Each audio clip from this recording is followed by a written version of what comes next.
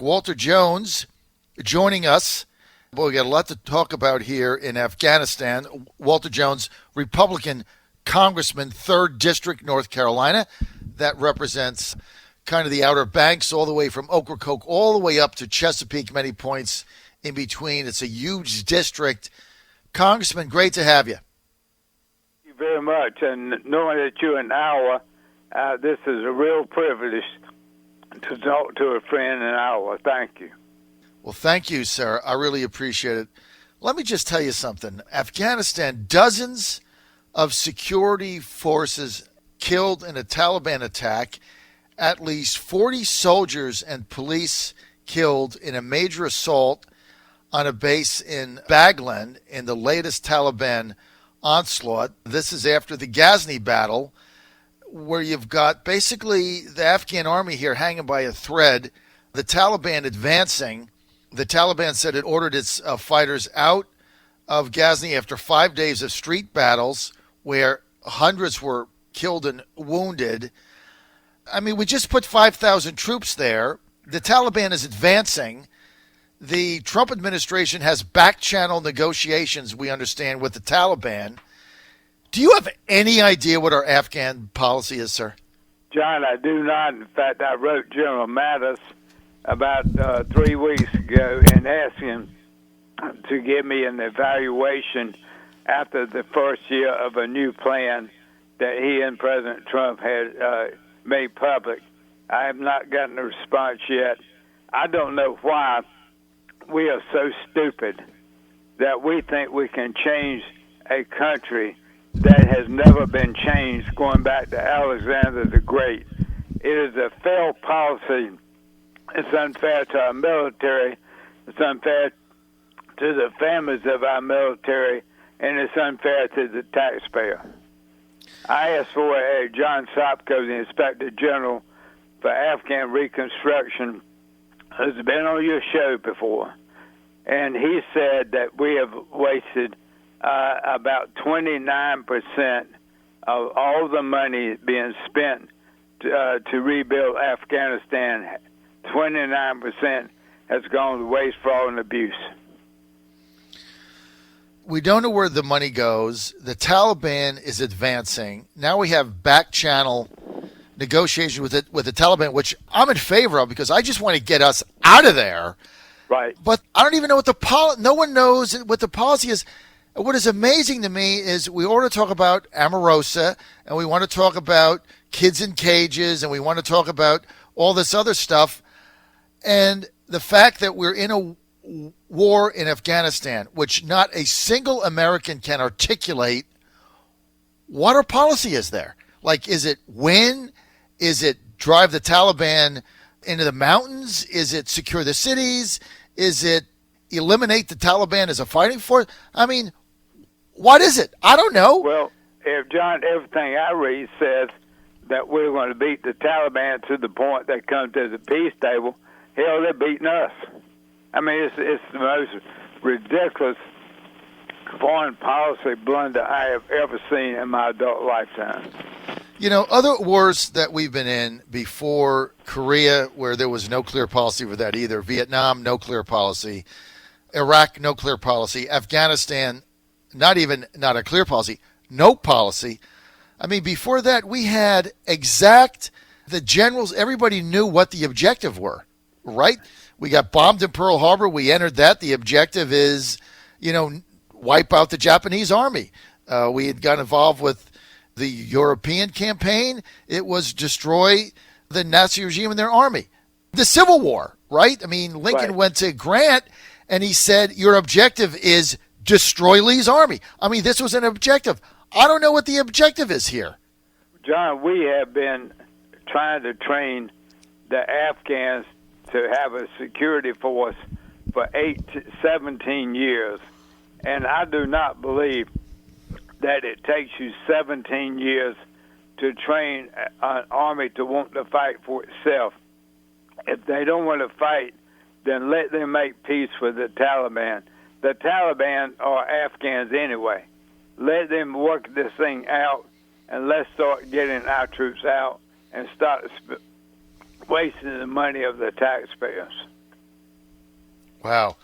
It's one of the most unbelievable things that I've ever seen, and it's getting worse, and the Taliban is gaining. And look, I'm not there, so we can't comment on how effective the Afghan army is, but you're right. I mean, 17 years. Remember, we went in there, we were going to train the Afghan army, we were going to set them up so they could hold their country, they could fight the Taliban. I mean, isn't that what you and I grew up in Vietnam? Wasn't that Johnson's strategy in Vietnam? Train the Vietnamese and they'd be able to do it. We pulled out, and that lasted 9 months. I mean, obviously, they're not going to be able to do it. So maybe we negotiate a settlement, but I really think the administration has to come to Congress and explain what their position is, what their objective is. And, and then you go from there. You have had Scott Taylor on a few months ago, and I never will forget because I was right behind him. I have a lot of respect for Scott. He's told you that he has talked to leadership about a new AMF. Yep. John, here we are right now. We have 3 weeks left, and then we're going to break for the elections. They told Scott that we would have a debate. I'll bet you $100 bill. We're not going to debate it.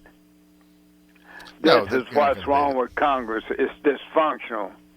And especially when you have our young men and women in uniform in a country that you're never going to change no matter what you do. It's suspect to me that outside of Walter Jones and a few other people, I think the congressman from California, what's his name, Garibaldi, right? Democrat. There's a handful of people in the federal government, elected officials, demanding some kind of an accounting for what is going on in Afghanistan. And yet, the news media, they want to talk all day about Omarosa and this and that and, the catch and release, and somebody got separated from their child under the immigration policy and the wall and who's paying for it in Mexico. But you can't get 3 seconds of coverage on this. You're right. I mean, no question about it. You're right. I just don't know anymore what matters to the American people. As long as they got their iPhone, they're happy. Well, even to do this story, I couldn't even get a report from U.S. media. I had to go to BBC. I had to go to Al Jazeera English just to get the story. You can't get it in the Post, the Times, L.A. Times. Nobody's covering it. Nobody cares. I mean, all they basically said is, one headline, there's a battle and the Taliban gained. They didn't tell you the fact that the Taliban attacked an Afghan, basically, security apparatus with 110 Afghan troops in it, and 109 of them are dead or captured. One got away. Wouldn't you call that a rout? I mean, that's not a good thing. Sadly, you don't want anybody to die, whether Americans or foreigners, if they're trying to work together for peace. But the point is, we have the power to say to Gandhi, he's the leader of Afghanistan, Mr. Gandhi, you've got 90 days. You figure out how you want to get the Taliban to the peace table, and we will not interfere. You got the chance to find peace. But what we're trying to do is prop up of government. To your point a few minutes ago, it didn't work in Vietnam. It's not going to work in Afghanistan. No, and the bottom line is the Taliban has seized several districts across Afghanistan in the last 24 months. They're carrying out near daily attacks targeting Afghan security forces. The Taliban is getting bigger. They're not getting wiped out. And if you look at the assault on Ghazni, I mean, this to me was just a show of force ahead of possible peace talks with the U.S. And we've been at war in Afghanistan for 17 years. I mean, I bet if you went to Walmart, on any Walmart in the Outer Banks, and you stopped 100 people and said, how long have we been at war with Afghanistan? I bet 1% would say 2 decades or 17 years. No one knows. It's like we just accept it now as like we're in these perpetual wars, and it's just, you You're just in a perpetual war. We have a volunteer army, so there's no draft, there's no tax. I mean, imagine if there was a separate Afghan war tax, right, that you had to pay. You checked out, and it was like, oh, you got to pay an extra 2% for the Afghan war tax. Or your child turns 18, and you get a draft notice in the mail. Sorry, your number's up, right? I bet that would get people's attention, wouldn't it? John, there would be protesting in the streets if there was a draft. It's just, at this point, I don't know how we're going to wake the American people up to the fact that Americans are still dying. Maybe not at the large numbers, but they're still dying in Afghanistan. We're with Congressman Walter Jones, Republican 3rd District, North Carolina. He's been with me, and by the way, Senator Tim Kaine and others, on getting a new AUMF. We're still operating on one from 2000 from the 9/11 attacks. And, the reason why they'll never have an AUMF, they'll never have the debate, Congressman, and it doesn't matter what Scott Taylor says or what Paul Ryan says and whoever the next speaker is, it doesn't matter what they say. They don't want one because so much money is funneled in through the military-industrial complex. As you know, we just passed, a $700 billion Leviathan. I mean, a huge amount of money going to them. Now we got the Army in space. That's more tens of billions of dollars going to the military-industrial complex. And so they don't want this debate. You know why? Because they can't make a legitimate debate. And if the public ever saw what was going on, there's no way they would get a new AUMF. It would get crushed because they have no argument. Well, your point is well made. It's all about the influence of money. You have said it for many years. I've said it the times I've been on your show. Money controls policy, not the people, not even the congressman, because the congressmen in both parties are constantly trying to raise money for special interests. The military-industrial complex is satisfied with the American taxpayer buying all these bombs and missiles. Look, my senator in Virginia, Tim Kaine, up for re-election. Senator Kaine ran for vice president. He's got a lot of influence, a lot of power. He can't even get the Senate to have a meeting. I mean, he can't get crap done with this. And it's both parties. They don't want it because they're getting the money. They don't want it. So they don't even want to have a debate because a public debate on a new AUMF is going to expose the hypocrisy of what is going on, specifically in Afghanistan. And I'm just so opposed to having U.S. troops on soil with no clear mission and no endgame.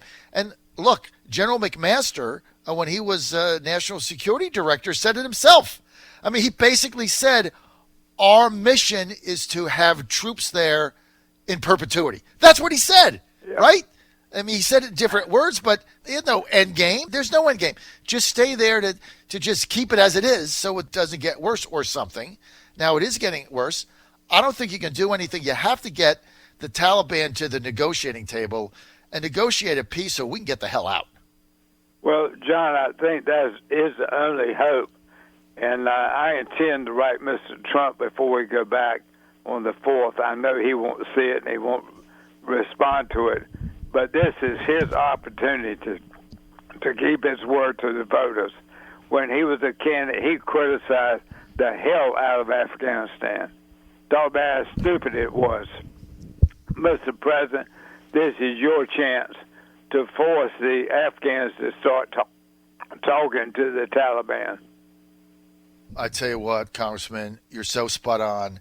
I mean, one of the many reasons I was one of the first supporters in the country of the Trump for President campaign is, first time he started campaigning and he outlined to me, what his policies were. One of the cornerstones was getting out of these needless wars, getting our troops home, and focusing on the United States and not Afghanistan and these other areas that, these, like you say, Congressman, these people have been fighting they've been fighting since before Christ. And you know what? When the rapture comes, they're still going to be fighting. There's no answer. I just don't know what the objective is, and it's very frustrating to those of us that follow this in any kind of a serious way. What is your take on Omarosa, sir? Well, if I had been John Kelly, which I'm not, he's a smart man. I have a lot of respect for him. I know John Kelly, since I would have told the president, do not respond to Omarosa on anything. Let her beat her own drum. Don't start helping her beat her drum. Well, he made a mistake by tweeting. And so now you think because of the tweeting, the story continues to go on? Absolutely. I think we'll be hearing about this till next week. When do you think it ends? I don't know. I will be very honest with you. This is the most chaotic year I've ever spent in Congress. But never a dull moment, though, right? No, never a dull moment. Never a dull moment for Congressman Walter Jones. We're going to keep the heat on and continue to bring attention to Afghanistan. You're the only guy that I can talk to that actually wants to talk about this issue. Everybody else, they don't want to talk about it. Right? Well, at some time point after the next election, I'm going to put several bills in that will not go anywhere, but will force Congress to at least listen to me, and then they can say, to hell with you, Walter Jones. But right now, this failed policy in Afghanistan needs to end, to say to our military, you've done a great job, come home. And we need to do that. Absolutely. Our military has done a phenomenal job. It's just they're in a very difficult position. We have no clear mission, and the Taliban keeps growing. Hopefully we can find a way out of this thing, get them to the negotiating table, get a peace, and get out. Or do a new AUMF, which will make us get out because it'll never pass, see? So the only way we stay there is by not having a new AUMF and never debating it and just getting it off the news. That's how we stay there. John Fredericks Radio Network, Trucking the Truth. I'm your Godzilla of the Truth in America. Walter Jones, thanks for being with us. Thank you. Keep it. Bye-bye.